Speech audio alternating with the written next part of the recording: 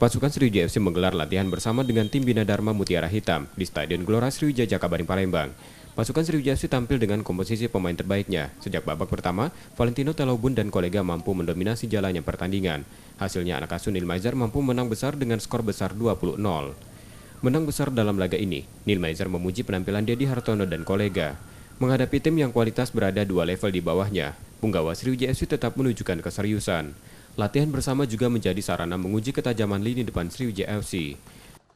Tim ini dua level di bawah kita, jadi anak bisa memainkan cara bermainnya one to touch, tidak banyak dengan bola. Ini bagus ini untuk attacking bagus. Cuma ada beberapa peluang yang harusnya gol nggak gol, itu nggak boleh sebenarnya. Udah 1-1 sama goalkeeper harus gol. Jadi secara umum bagus, cuma memang kita nggak bisa melihat kemampuan tim secara utuh karena memang lawan levelnya di bawah kita. Nilmaizer meminta anak asuhnya tidak mudah puas karena masih ada beberapa catatan yang menjadi evaluasinya.